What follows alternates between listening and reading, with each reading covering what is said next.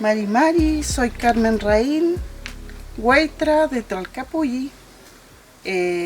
Pertenezco a la red Huerta Mapuche. Estamos empezando a participar en las ventas, en los trasquitos. Estoy sacando pasto en delante. Esto está plantado con puro abono, puro bueno. Ya. No tiene nada más que eso. Puro bueno, de pollo y de oveja.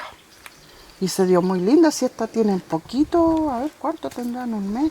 Oh. Miren cómo están ya, muy grandes las lechugas. Cada platabanda, sí son, a ver, entre 49 y 50 lechugas. Pero como faltan algunas, Claro. yo aquí cuento 50, son 100, 200, 350, 450, 500, 500, 600, 700, 850 si es que tuvieran todas. Pero faltan unos que otros. Estos productos siempre se consumió desde que fui una niña. Mi mamá hacía todo este cultivo, pero ella lo hacía siempre más al aire libre. No tanto como ahora, ya hay más posibilidad, hay más dinero a veces para construir un invernadero, entonces se hace a través de invernadero y el proceso es más rápido. Antiguamente era más lento porque ya sea por la mucha lluvia y el frío que no dejaba mucho crecer la verdura.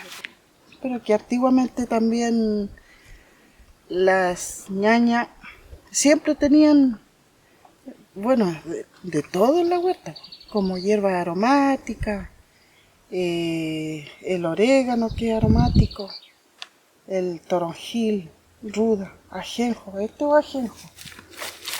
Esto. Tiene muy buen aroma, pero ahí llegan todos los insectos que hacen daño realmente en la hortaliza. Ya sea la lechuga, sobre todo, eso es lo que se plaga de mosquitos, de pulgones. Entonces esto es como un estacionamiento para ellos.